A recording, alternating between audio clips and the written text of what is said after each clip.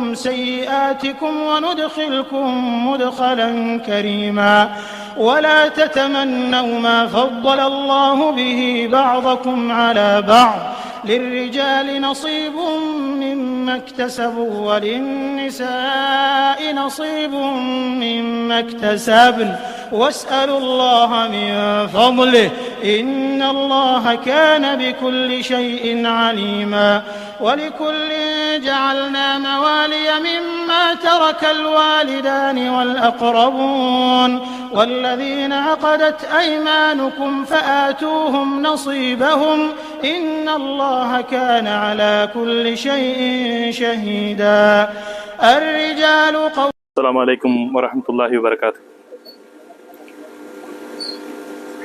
எல்லாம் வல்ல அல்லாஹ்வின் நல்லடியார்களே, அந்த ஏக இறைவனின் சாந்தியும் சமாதானமும் நம் அனைவரின் மீதும் என்றென்றும் நின்று நிலவட்டுமாக என்று பிரார்த்தித்தவனாக, மலிந்து வரும் போதை பழக்கம், இதற்கு முக்கியமான காரணம் யார் என்ற ஒரு கருத்தரங்கத்துல காசை மட்டும் குறிக்கோளாக கொண்ட கல்வி நிறுவனங்கள் தான் இதற்கு முழுமையான காரணங்களாக இருக்கிறது என்ற கருத்தை எடுத்து வைக்கக்கூடிய பொறுப்பு என் மீது சாட்டப்பட்டிருக்கிறது.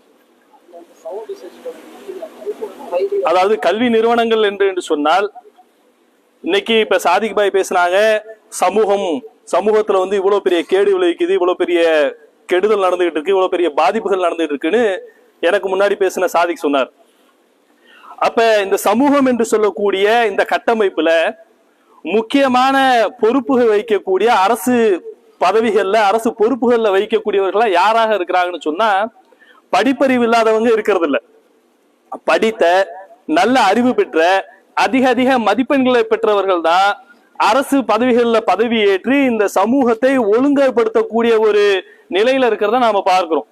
அப்படித்தானே எல்லா அரசு அதிகாரிகள் தான் இந்த சமூகத்தை கட்டமைக்கிறாங்க. இதுல நடக்கக்கூடிய தீமைகளை தடுக்கக்கூடிய பதவிகளாக இருக்கட்டும், இந்த சமூகத்திற்கு கிடைக்க வேண்டிய நன்மைகளை பெற்று தரக்கூடியவர்களாக இருக்கட்டும், எல்லாருமே படிச்சு வர்றவங்க தான். அப்ப இந்த ஒரு சமூகத்தை நல்ல ஒரு கட்டுப்பாடான சமூகமா ஆக்கணும்னு சொன்னா, இது நல்ல ஒழுக்கம் உள்ள ஒரு சமூகமா ஆகணும்னு சொன்னா, யாருடைய தலையில இந்த மிகப்பெரிய பொறுப்பு போய் சேருதுன்னு சொன்னா, இவர்களுக்கெல்லாம் கல்வியை பயிற்றுவிக்கக்கூடிய கல்வி நிறுவனங்களுடைய தலையில தான் இதனுடைய மொத்த பொறுப்பும் போய் சேரும். பெற்றோர்கள் பாக்குறாங்க, பார்க்கல, அது வேற விஷயம். அரசாங்கம் கண்டுக்கல, அது வேற விஷயம். முக்கியமான பொறுப்பு யார்கிட்ட இருக்கு? கல்வி நிறுவனங்கள்ட்ட தான் இருக்கு. அந்த இடத்துல இன்றைக்கு கல்வி நிறுவனங்கள் தங்களுடைய பணியை சிறப்பா செய்யறாங்கன்னு பார்த்தா சிறப்பா செய்யறதுல ஒரே காரணம், அவருடைய ஒரே குறிக்கோள் எதுவாக இருக்குதுன்னு சொன்னா, பொருளாதாரம். தங்களுடைய கஜானாவை காசு ஃபீஸ் அதிகமாக வாங்கி தங்களுடைய கஜானாவை ரொப்புறதுலதான் எல்லா கல்வி நிறுவனங்களும் குறியா இருக்குதே தவிர, எந்த கல்வி நிறுவனாவது தங்களுடைய மாணவர்களுடைய ஒழுக்கம் சரியான முறையில இருக்குதான்னு பாக்குறாங்களா? அது தனியார் கல்வி நிறுவனங்களா இருக்கட்டும், அரசு கல்வி நிறுவனங்களா இருக்கட்டும், எதுவாக இருந்தாலும் தங்களுடைய மாணவர்களுடைய ஒழுக்கம் எந்த அளவுக்கு இருக்குது என்பதுல எந்த கல்வி நிறுவனமாக அக்கறை செலுத்துதா? செலுத்துறது கிடையாது. இன்றைக்கு பார்க்கிறோம், ரொம்ப சர்வ சாதாரணமான முறையில ஒரு வருஷத்துக்கு முன்னால சேலம் மாவட்டம் வாழப்பாடிங்கிற ஒரு கிராமத்துல ஒரு அரசு மேல்நிலை பள்ளி, அந்த பள்ளியில பயிலக்கூடிய மாணவன் ஒருவன் பள்ளி சீருடையில இருக்கும் பொழுதே மது அருந்தி விட்டு நிக்க கூட முடியாத அளவிற்கு தட்டு தள்ளாடி சேத்துல விழுந்து கிடக்கிறான். சக மாணவன் அவனை கையோட தூக்கிட்டு போய் எடுத்துட்டு போற ஒரு காரியம் சமூக வலைதளங்கள்ல இந்த வீடியோ பரவுது, வைரல் ஆகுது, நியூஸ்கள்ல வருது. அப்ப இந்த அரசு கல்வி நிறுவனம் தான் தன்னுடைய மாணவன் எந்த நிலையில இருக்கிறான் பார்க்கிறதுக்கு தவறி போறாங்க. நாம பள்ளிகள்ல படிக்கக்கூடிய நிலைமையில ஒரு நாள் லீவ் எடுத்தோம்னு சொன்னா உடனே வீட்டுக்கு தகவல் போகும், நேத்து உங்க மாணவன் வரல, அவன் என்ன ஆச்சு, ஏன் வரல, எங்க போயிருந்தான். சொந்தக்காரங்களுடைய ஒரு விசேஷம்னு சொன்னா அதுக்கு லீவ் எடுக்கிறதுக்கு எவ்வளவு தடுமாறி இருக்கோம். முத நாளே ஆசிரியர்கிட்ட போய் பர்மிஷன் கேட்டு எவ்வளவு கெஞ்சி கூத்தாடி ஒரு லீவ் வாங்குறோம். ஆனா இன்றைக்கு சர்வ சாதாரணமான நிலை எப்படி போயிடுச்சுன்னு சொன்னா, பள்ளி சீருடையிலேயே ஒருவன் மது அறிந்து தன்னுடைய சுய நினைவை இழக்கக்கூடிய அளவுல மதுவை அறிந்து விட்டு பள்ளிக்கு போகாம கட்டடிச்சுட்டு இருக்க முடியும்னு சொன்னா, கல்வி நிறுவனங்களுடைய லட்சணம் இப்படிதான் இருக்கு. ஆண் பிள்ளைகள் மட்டுமா, பெண் பிள்ளைகளும். இப்ப 2 வருஷத்துக்கு முன்னாடி இந்த கொரோனா லாக்டவுனுக்கு அப்புறம் அதிகமான தகவல்களை பார்க்கிறோம். பெண் பிள்ளைகள் என்ன செய்யறாங்க, வகுப்பறையில அரசு பெண் பிள்ளைகள், அரசு பள்ளியில் படிக்கக்கூடிய பெண் பிள்ளைகள் வகுப்பறையில மது குடிக்கக்கூடிய காட்சிகள் சோசியல் மீடியால வருது. ஓடக்கூடிய பேருந்துகள்ல, பேருந்து ரன்னிங்ல இருக்கும் பொழுதே தன்னுடைய சக மாணவர்களோடு சேர்ந்து கொண்டு என்ன செய்யறாங்க, கரூர்ல நடந்த சம்பவம், சக மாணவர்களோடு சேர்ந்து ஓடக்கூடிய பேருந்துள்ள பீர் குடிக்கக்கூடிய வீடியோ சமூக வலைதளங்கள் வெளியே வருது. இப்ப இதையெல்லாம் கண்காணிக்கக்கூடிய பொறுப்பு கல்வி நிறுவனங்களுக்கு இல்லையா? அவங்க தன்னுடைய மாணவர்கள் ஸ்கூலுக்கு வந்துட்டு ஸ்கூல் கேட்டை விட்டு தாண்டிட்டா என்ன வேணாலும் பண்ணிக்கிட்டுங்கிறாங்க. இன்னைக்கு கல்வி நிறுவனங்களுடைய பொறுப்பு எந்த அளவுக்கு ஆயிடுச்சுன்னா, தங்களுடைய பொறுப்புகளை தட்டி கழிக்கக்கூடிய கல்வி நிறுவனங்கள், மாணவன் கேம்பஸுக்கு உள்ள வந்தா அவனை நாங்க கஸ்டடி எடுக்கிறோம், கேம்பஸை விட்டு வெளியில போயிட்டா எங்களுக்கு தெரியாது, அதுக்கு மேல அவன் என்ன பண்றான் எங்க போறான் எங்களுக்கு தேவை கிடையாதுன்னு சொல்லி கையை விரிக்கக்கூடிய கல்வி நிறுவனங்களை பார்க்கிறோம்.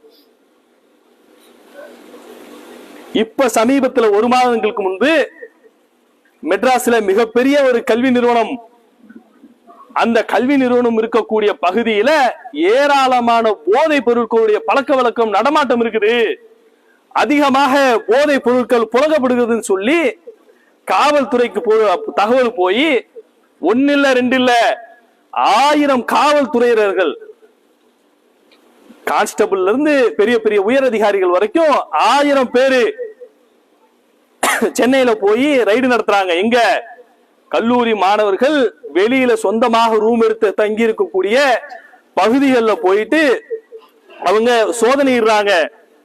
சோதனையிட்டா 30 மாணவர்கள் போதை பொருட்கள் வைத்திருந்ததாக சொல்லி அரெஸ்ட் பண்ணப்படுறாங்க. 1 இல்ல 2 இல்ல 30 மாணவர்கள் போதை பொருள்னா சிகரெட்டா, சாராயமா, மதுவா? மதுதான் இன்னைக்கு எல்லா இடத்துலயும் கிடைக்குது. தண்ணி பாட்டிலை விட அதிகமாக மது பாட்டில்கள் இன்னைக்கு இருக்குது. அதையும் தாண்டி ரொம்ப கொடிய போதை பொருட்கள் எல்லாம் சாதிக் பாய் சொன்ன மாதிரி சாக்லேட்டுகள், கஞ்சாக்கள், இன்னும் அதை தயாரிக்கப்படக்கூடிய போதையை தயாரிக்க தேவையான ரா மெட்டீரியல்கள், இது எல்லாம் கல்லூரி பயிலக்கூடிய மாணவர்கள் தங்கி இருக்கக்கூடிய விடுதியில இருந்து கைப்பற்றப்படுதுன்னு சொன்னா, அதுல மிகப்பெரிய அவலம் என்னன்னு சொன்னா, இந்த மாணவர்கள்ல ஒரு பெண் மாணவியும் மாற்றாங்க. அவலம் இல்லையா? நம்ம என்ன நினைச்சிட்டு இருக்கோம், பொம்பளை பிள்ளைகளை, நம்ம வீட்டு பிள்ளைகளை வெளியூர்ல ஒரு நல்ல நிறுவனத்துல படிக்க வைக்கிறோம், நம்ம பிள்ளை நல்லா படிச்சு மிகப்பெரிய ஒரு படிப்போட வெளியில வருவான், நல்ல ஒரு இங்கிலீஷ் ஸ்பீக்கிங் நாலேஜோட வெளியில வருவான், நல்ல ஒரு ஒழுக்கத்தோட வெளியில வருவான்னு நினைச்சுக்கிட்டு இருக்கோம். கடைசியில் அவன் வெளியில வரும் பொழுது எண்ணில் அடங்க அரியர்ஸையும் இது மாதிரியான போதை பழக்க வழக்கங்களை மட்டும்தான் கையில எடுத்துக்கிட்டு வர்றான். அப்ப இதையெல்லாம் கவனிக்கக்கூடிய பொறுப்பு யார் இடத்துல இருக்குது? அவன் வெளியில தங்கி இருக்கிறான், போதை பொருள் உட்கொள்றான், எங்களுக்கு எப்படி தெரியும்? கல்வி நிறுவனங்கள்ட்ட கேட்டா என்ன பொறுப்பு? எங்களுக்கு என்னங்க தெரியும்? அவன் ஹாஸ்டல்ல இருக்கானா? இல்ல. அவன் வீட்டுல இல்ல, அவன் தனியா சொந்தமா ரூம் எடுத்து தங்கி இருக்கிறான், அவன் போதை பொருள் உட்கொண்டான்னு சொன்னா எங்களுக்கு எப்படி தெரியும்? ஏன் தெரியாது? எப்படி ஒரு கல்வி நிறுவனத்துக்கு தெரியாம போவோம்? ஒரு வகுப்பு நடத்துறீங்க, அதுல குறிப்பிட்ட மாணவர்கள் படிக்கிறாங்க, அதுல போதை பொருள் உட்கொள்ளக்கூடியவனாக இருந்தான்னு சொன்னா, அதுவும் அபரிவிதமான பாதிப்புகளை தரக்கூடிய போதை பொருட்கள் உட்கொள்றவனாக இருந்தான்னு சொன்னா, அவன் ஒழுங்கான முறையில கல்லூரிக்கு வருவானா? வரமாட்டான். இன்னைக்கு சின்ன சின்ன கெட்ட பழக்கங்கள் வச்சிருக்கிறவெல்லாம் கூட ஒரு சினிமா பார்க்கக்கூடிய பழக்கம் வச்சிருக்கவனே ஒழுங்கா இன்னைக்கு காலேஜ் போக மாட்டேங்கிறான். கஞ்சா பொருட்களை வச்சிருக்கிறவன், அதை பயன்படுத்தக்கூடியவன், தன்னுடைய சுய நினைவிலிருந்து போதையில் மிதக்கக்கூடியவன் கல்லூரிக்கு போவானா? சரியான அட்டெண்டன்ஸ் கொடுப்பானா? கொடுக்க மாட்டான். அப்ப ஒரு மாணவன் சரியான முறையில கல்லூரிக்கு வருவதில்லைன்னு சொன்னா அவனை ஃபாலோ பண்றது இல்லையா? பெற்றோர்களுக்கு நீங்கள் தகவல் கொடுக்கறது இல்லையா? அவன் எங்க தங்கி இருக்கிறான், என்ன மாதிரியான நடவடிக்கைகள் இருக்கிறான் பாக்குறது இல்லையா? பாக்குறது இல்ல. இப்ப மொத்த பொறுப்பும் கல்வி நிறுவனத்துலதான் இருக்குது. அவங்கதான் இந்த ஒட்டுமொத்த சமூகத்தையும் இளைஞ சமூகத்தை அவங்களுக்கு சரியான ஒரு ஒழுக்கத்தை கற்றுத்தரக்கூடியவர்களாக இருக்கிறாங்க. இருந்த போதிலும் பொருளாதாரத்தை மட்டும் குறிக்கோளாக கொண்டவர்கள் இதையெல்லாம் எங்க தட்டி கேட்டோம்னு சொன்னா அவங்களோட ஃபீஸ் வராம போயிருமோ, இன்னும் சேரக்கூடிய 10 மாணவர்கள் வந்து சேராம போயிடுவாங்களோ என்று சொல்லி தட்டி கழிக்கக்கூடிய மாணவர்கள் இன்னைக்கு கல்வி நிறுவனங்களை பாக்குறோமா இல்லையா? இதனுடைய தொடர்ச்சியாக மெட்ராஸ்ல சிக்கிற மாணவனை பிடிச்சி கேட்டா உனக்கு எங்க இருந்துடா கிடைக்குது, உனக்கு எப்படா இதெல்லாம் கிடைச்சது? அவன் சொல்றான், கோயம்புத்தூர்ல என்னுடைய நண்பர் இருக்கிறான், அவன் எனக்கு இதெல்லாம் கொடுத்தான். யாரு என்னன்னு ட்ராக் பண்ணி கோயம்புத்தூர்ல இதே மாதிரி ஒரு சர்ச் நடக்குது. அங்க பார்த்தா இதே மாதிரி சில மாணவர்கள் தங்களுடைய தனிப்பட்ட முறையில தங்கி இருக்கக்கூடிய விடுதிகள்ல இதே மாதிரி போதைப் பொருட்களை, கிலோ கணக்குல போதைப் பொருட்கள், அதனுடைய மூலப்பொருட்களை வச்சிருந்தா, அதோடு சேர்ந்து பயங்கரமான ஆயுதங்கள். கூட சிக்கிறவெல்லாம் யாருன்னு பார்த்தா தேடப்படக்கூடிய குற்றவாளிகள். சிக்கினது முதல்ல தேடி போனது யாரு? மாணவனை தேடி போறாங்க. மாணவனை தேடி போனா கூட இருக்கிறவன் யாருன்னு பார்த்தா பெரும் அக்யூஸ்டா இருக்கான். எல்லாம் எப்படி சிக்கிருக்கு, எல்லாம் எப்படி ஒண்ணு கூடி இருக்குன்னு பார்த்தா இந்த போதைப் பொருள். அக்யூஸ்டுக்கு எல்லாத்துக்கும் போதைப் பொருள் ஈஸியா கிடைக்குது, அவனோட சவகாசம் வச்ச மாணவர்களுக்கு எல்லாத்துக்கும் ஈஸியா கிடைச்சிருச்சு. இப்ப மாணவன் போதைப் பொருளை யூஸ் பண்றான், அவன் வீணா போறான், நாசமா போறான், இதெல்லாம் ஒரு பக்கம் இருக்கட்டும். இதை கட்டுப்படுத்தக்கூடிய கண்காணிப்பு, அதோட கடிவாளம் யார் கையில இருந்துச்சு? ஒரு கல்வி நிறுவனத்து கையில இல்லையா?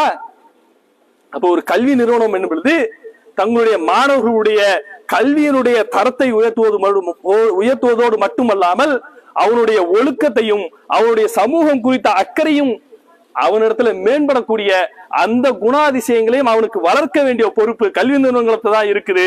அப்ப அதை கல்வி நிறுவனங்கள் எல்லாம் சரியான முறையில எடுத்து வச்சாலே போதைப் பொருட்களை முக்காவாசிக்கு மேல ஒழிச்சிடலாம். அப்ப கல்வி நிறுவனங்களுடைய பொறுப்புகளை தட்டி கழிக்காமல், பொருளாதாரங்களை மட்டும் குறிக்கோளாக கொள்ளாமல் தங்களுடைய பொறுப்புகளை சரிவர எடுத்து செயல்பட்டாலே இந்த விஷயங்களை எல்லாம் தடுத்து விடலாம் என்று என்னுடைய கருத்துக்களை கூறியவனாக என்னுடைய உரையை நிறைவு செய்கிறேன்.